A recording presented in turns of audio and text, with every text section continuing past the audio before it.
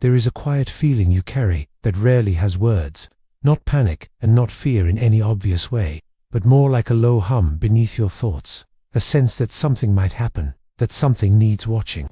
That calm can't be trusted for very long, and you can be sitting in a safe room with an uneventful day when nothing is actively wrong, and still your mind doesn't soften. It stays slightly alert, slightly braced, as if peace is temporary by default. Not fragile, just conditional, and you notice it most in the pauses, in the moments between tasks, when there's nothing demanding your attention, because that's when the unease drifts in. Not loudly and not urgently, just enough to keep you from fully resting.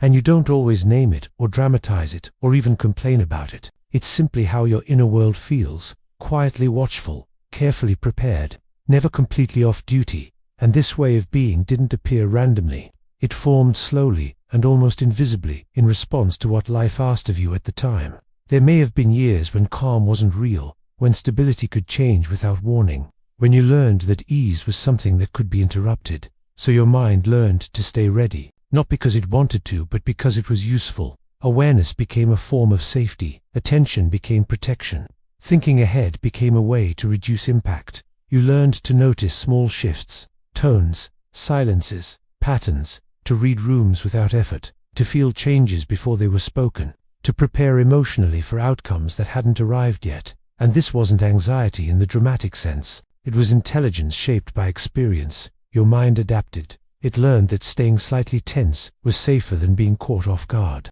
that expecting disruption hurt less than being surprised by it, that relaxation could come later, after everything was accounted for. So calm stopped meaning rest and became a waiting room, a place where you stayed alert just in case. And over time this vigilance became so familiar it felt neutral, normal, baseline. You stopped noticing how much energy it used, how much internal movement was happening even during quiet moments. Your body learned to stay awake inside even when nothing was required of it. Not racing, just never fully settling.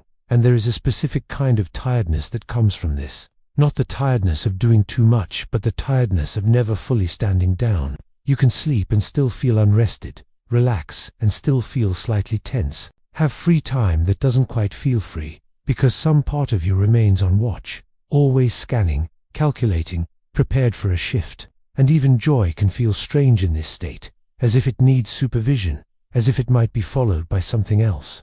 So you stay measured, contained, careful not to lean too far into ease. Not because you don't want peace, but because your system learned that peace is not permanent. And there is a quiet emotional cost to living this way that doesn't announce itself dramatically, but accumulates, showing up as subtle disconnection, as moments where you feel present but not fully here, as days that pass without sharp edges but without depth either. You may feel oddly untouched by calm experiences, like you're observing them instead of inhabiting them. Your mind stays active even when your life slows down. Thoughts continue to loop, scenarios continue to run. Awareness stays wide. There is little space for nothingness. Even rest feels monitored. And over time this creates a gentle distance between you and yourself. Not dissociation and not numbness, just a faint removal, like you're always standing half a step back from your own life. And it's easy to turn this inward as self-criticism, to think something is wrong with you, that you're ungrateful, that you don't know how to relax properly. But this pattern didn't come from failure.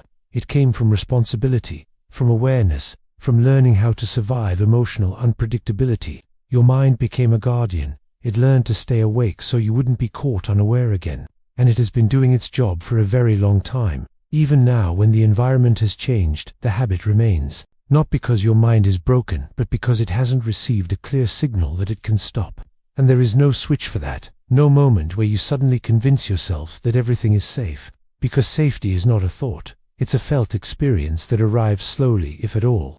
And for someone whose calm was once interrupted, safety does not rush in. It approaches carefully, waits to see if it's allowed to stay. Your mind is not resisting peace. It is protecting continuity. It remembers what happened when things seemed fine before, so it keeps its eyes open. And you may notice that your mind feels safest when you're occupied, when you're focused, working, solving something.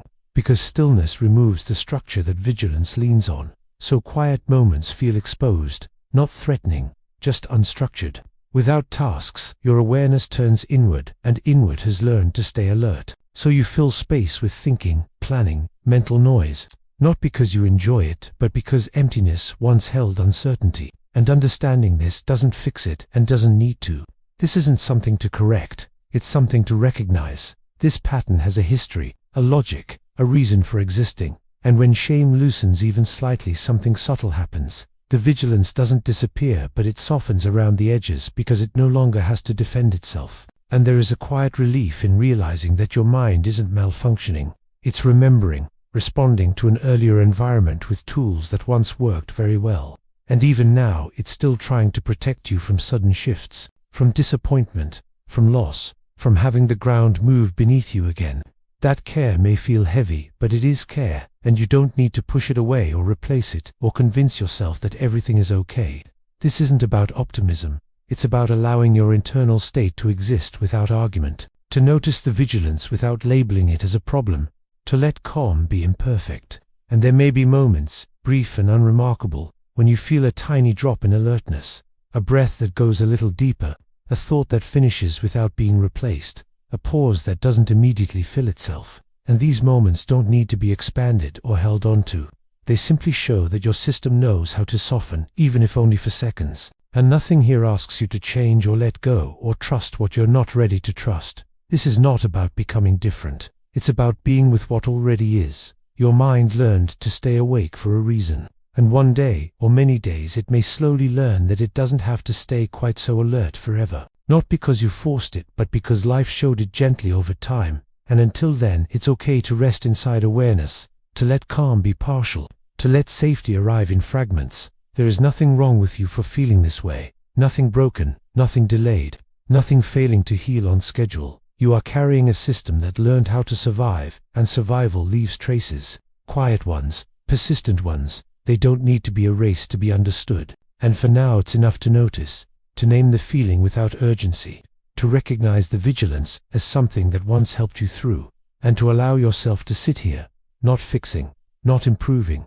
just present. Even if calm still feels slightly unsafe, even if your mind remains gently awake, because that awareness alone is not nothing, it is already a form of rest.